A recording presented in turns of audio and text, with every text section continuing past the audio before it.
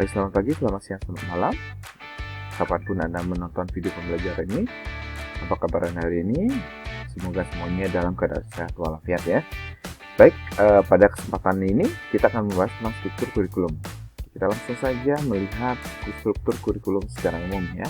Secara umum, adapun struktur kurikulum adalah tujuan, materi, proses, dan evaluasi. Tujuan adalah kurikulum adalah sebagai alat untuk mencapai tujuan. Maka tujuan kurikulum harus dijabarkan dari tujuan umum pendidikan dalam sistem pendidikan nasional. Maka tujuan umum pendidikan adalah pada hakikatnya untuk membentuk manusia Indonesia yang bisa mandiri dalam konteks kehidupan pribadinya, kehidupan bermasyarakat, berbangsa, bernegara, serta berkehidupan sebagai makhluk Tuhan.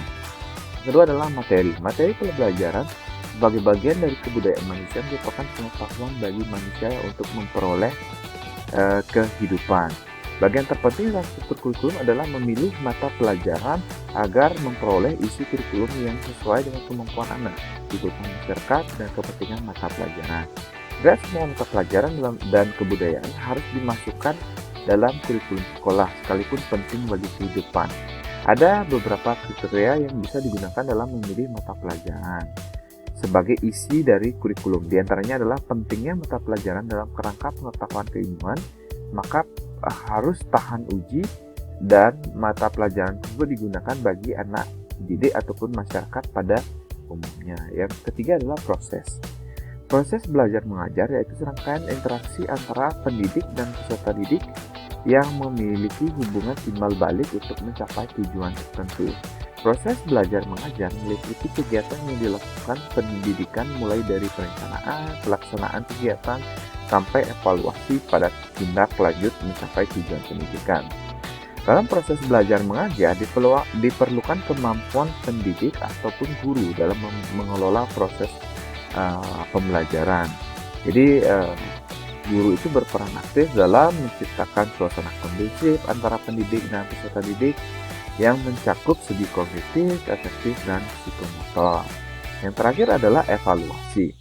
Untuk dapat menentukan ketercapaian tindakannya, tujuan pendidikan dan pengajaran perlu dilakukan usaha atau tindakan kegiatan menilai hasil belajar. Hal ini bertujuan untuk melihat atau mengukur kemajuan belajar peserta didik dalam menguasai materi pengajaran yang telah dipelajari yang sesuai dengan tujuan yang telah ditetapkan.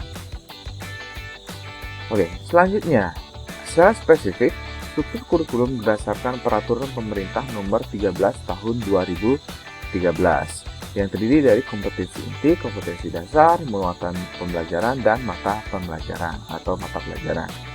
Kompetensi inti merupakan tingkat kemampuan untuk mencapai standar kompetensi lulusan yang harus dimiliki seorang peserta didik pada tingkatan atau program pendidikan tertentu.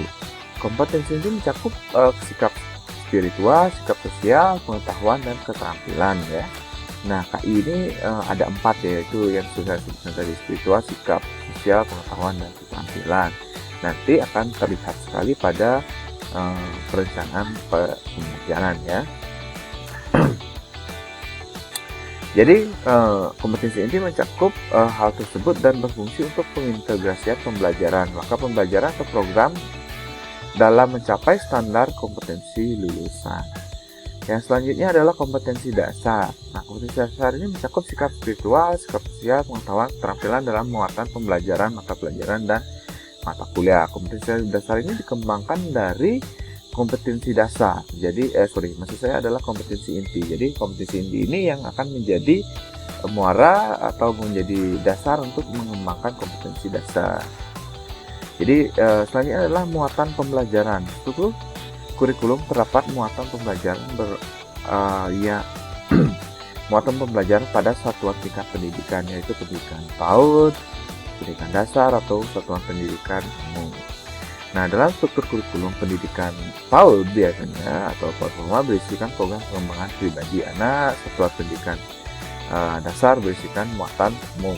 Sedangkan pada struktur kurikulum pada satuan pendidikan menengah terdiri pada muatan umum, muatan peminatan akademik, muatan peminatan kejuruan, dan peminatan kedalaman minat. Yang terakhir itu adalah mata pelajaran. Nah, mata pelajaran ini disesuaikan dengan tingkat, dengan struktur pendidikan dan program pendidikan yang akan diselenggarakan. Nah, itu adalah struktur kurikulum yang secara spesifik pada yang tertuang pada Peraturan Pemerintah Nomor 13 Tahun 2013. Oke, selanjutnya adalah mata pelajaran. Jadi struktur kurikulum adalah pengorganisasian mata pelajaran untuk setiap satuan pendidikan yang harus ditempuh oleh peserta didik dalam kegiatan pembelajaran. Jadi berdasarkan peraturan yang tadi, Peraturan Pemerintah Nomor 13 Tahun 2013 tentang perubahan atas Peraturan Nomor 19 Tahun 2005 tentang Standar Pendidikan Nasional, struktur kurikulum merupakan pengorganisasian kompetensi inti, kompetensi dasar, dan pemuatan pembelajaran, mata pelajaran, beban ajar yang terdapat pada satuan pendidikan ataupun program pendidikan. Nah, kita akan bahas satu-satu tentang mata pelajaran pada tingkat-tingkat tertentu ya. Jadi ketika kita lihat pada struktur kurikulum pendidikan anak usia dini ataupun PAUD formal, seluruh kurikulum pendidikannya berisikan program-program pengembangan nilai agama, moral, motorik, kognitif, bahasa, sosial, emosional, dan seni ya. Sedangkan struktur pendidikan pada pendidikan dasar berisikan muatan pembelajaran atau mata pelajaran yang direncanakan untuk mengembangkan kondisi spiritual keagamaan, sikap personal, sosial, pengetahuan, dan keterampilan. Nah, struktur kurikulum pendidikan dasar terdiri atas kurikulum SD, ataupun dalam bentuk lainnya sederajat, dan SMP atau dalam bentuk lainnya ya, yang sederajat ya. Struktur kurikulum SD berisikan muatan pendidikan agama, pendidikan kewarganegaraan, bahasa, matematika, ilmu pengetahuan alam, IPS, seni, budaya, pendidikan jasmani, olahraga, keterampilan, dan muatan lokal. Muatan lokal dapat terorganisir dalam satu lebih mata pelajaran sesuai dengan kebutuhan satuan pendidik. Jadi ini disesuaikan dengan kebutuhan sekolahnya. Yang selanjutnya adalah kurikulum pendidikan SMP ya, terstruktur ada bentuk lainnya atau kurikulum SMP atau sederajat ya, yang berisikan biasanya pendidikan agama, pendidikan kewarganegaraan, matematika, ilmu pengetahuan alam, IPS, seni budaya, penjas atau pendidikan jasmani dan olahraga, keterampilan, dan muatan lokal ya. Yang selanjutnya adalah kurikulum pendidikan menengah atau SMA ya. Kurikulum pendidikan menengah terdiri atas muatan umum ya, yang terdiri dari pemuatan peminatan SMA atau MA, dan juga muatan lintas minat atau pendalaman minat ya untuk SMA, MK, dan muatan lintas minat akan mendalamkan minat. Oke, struktur kurikulum pendidikan menengah atau SMA atau sederajat terdiri dari muatan peminatan SMA, muatan pilihan lintas minat, pendalaman minat, muatan peminatan kejuruan, dan muatan pilihan lintas minat dalam pendalaman ya. Muatan umum sebagaimana dimaksud dalam muatan pendidikan agama, pendidikan kewarganegaraan, bahasa, matematika, IPA, IPS, seni budaya, pendidikan jasmani kewarganegaraan, keterampilan, dan muatan lokal. Jadi muatan lokal ini diorganisir sesuai dengan kebutuhan satuan program pendidikan. Nah, sedangkan muatan peminatan akademik SMA dalam bentuk lain sederajat terdiri dari IPA atau ilmu pengetahuan alam, ilmu pengetahuan sosial, bahasa, budaya, dan peminatan lainnya. Muatan peminatan akademik adalah teknologi rekayasa, kesehatan, seni, kerajinan, pariwisata, teknologi komunikasi, agroteknologi, bisnis, manajemen, perikanan, kelautan, permintaan masyarakat. Dan yang terakhir adalah struktur kurikulum pendidikan non-formal.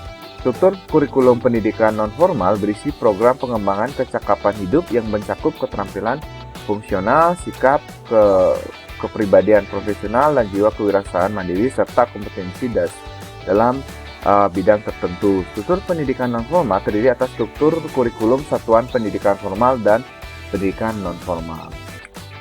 Baik, demikianlah penjelasan tentang struktur kurikulum yang dilihat dari struktur kurikulum umum dan juga struktur kurikulum sesuai dengan peraturan pemerintah nomor 13 tahun 2013. Oke, demikianlah pertemuan pada hari ini. Kita akan bertemu lagi pada pertemuan selanjutnya. Sampai jumpa.